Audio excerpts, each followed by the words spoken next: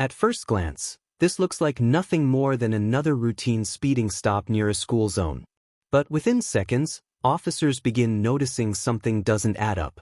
The driver's answers sound calm, yet they're filled with inconsistencies that immediately raise red flags.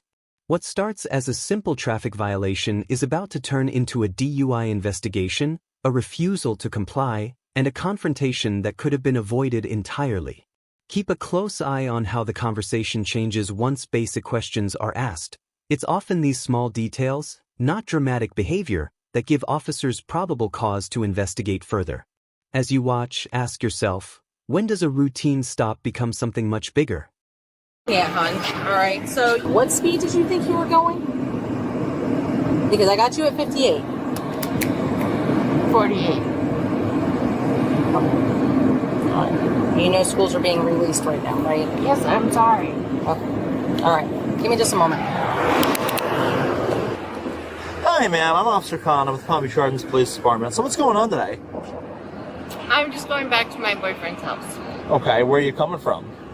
I'm coming from work. Work? Where do you work? I work a lot of places. Okay, well, where were you working today?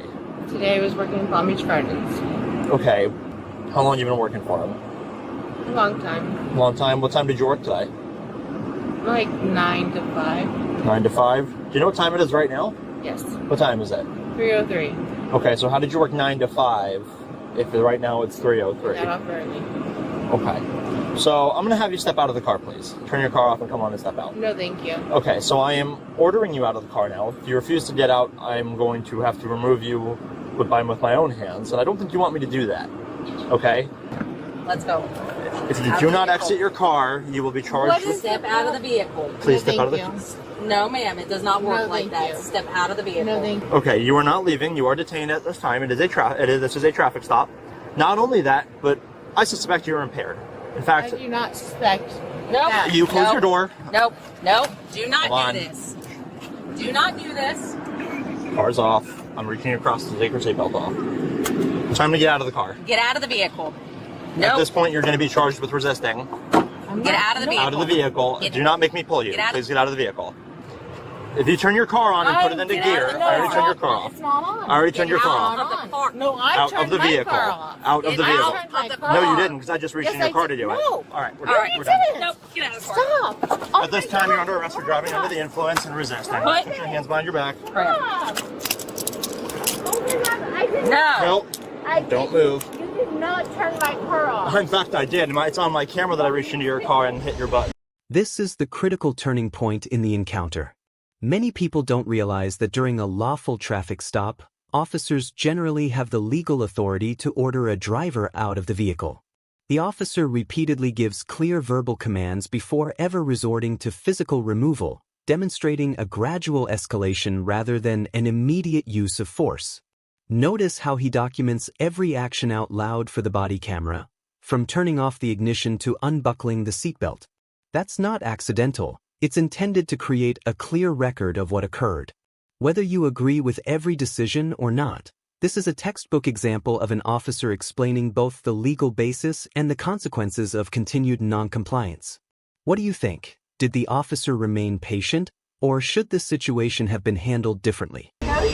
Up to this point, the driver had remained polite, but she had also ignored every order to step out of the vehicle. Officers believed they had already seen enough signs of impairment to begin a DUI investigation, and her refusal to cooperate was only making the situation worse. At this point, you've already resisted me. I have every right to take you to jail for just the resistance. I ordered you out of the car. Pennsylvania v. Mims. No, please listen.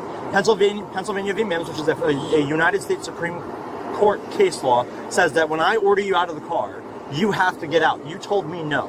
I had to go in your car, open your door, reach across you to turn your car off, which is on my body camera, all right, and unbuckle you to get out because you would not get out. Unbuckle me. In fact, I did. Please stop. That already alone tells me you're impaired because you don't comprehend what's going on, all right? I am affording you the ability to dispel my suspicion of your impairment. I'd like my Refusing lawyer. to participate in these standardized field sobriety I'd like tests my takes that lawyer. away. I'd like Refusing my to lawyer. participate in SFSTs can be I'd used against like you in a my court of lawyer. law. Do you understand what I just informed you? I'd like my lawyer. Do you understand what I just informed I'd like you, yes my or no? lawyer Say yes or no question. I like my lawyer. Okay. So Yes, I'm going to. I like my lawyer. Okay. So at this point, I'm going to take it. You understand what I explained to you because you were refusing to answer my question, but you are responding. So you are under arrest for driving under the influence. Your car is being towed. I'm going to go through it, and I'm sure I'm going to find some sort of alcohol in there because there's a nice metal container with a clear liquid in the center console that I've already seen. All right, have This a seat. is going to be it. Go and take a seat. Have a seat. I'm going to go grab my consent card. Have a seat. What's the seat? Have a seat. Yeah, so it is a seat.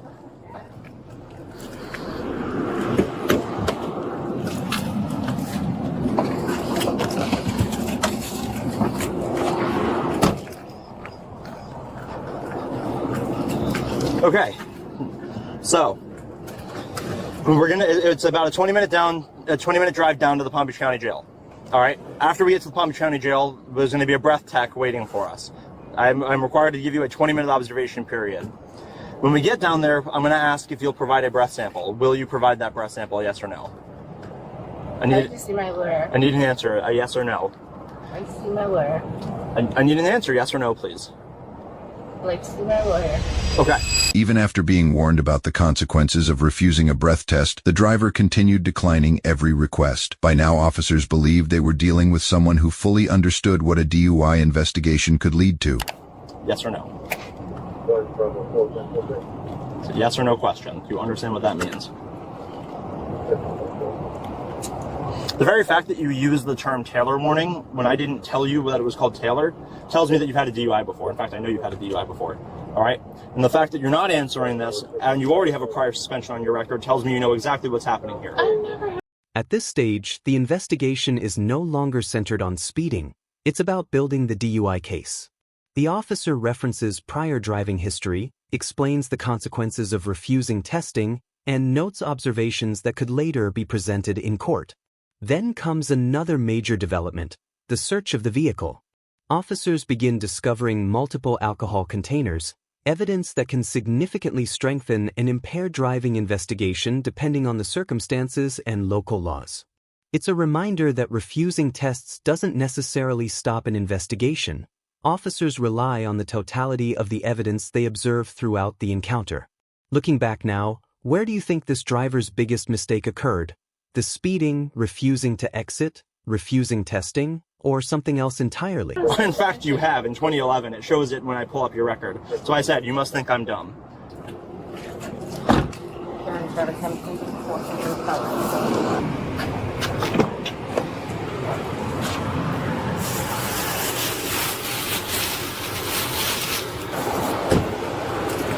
So 54.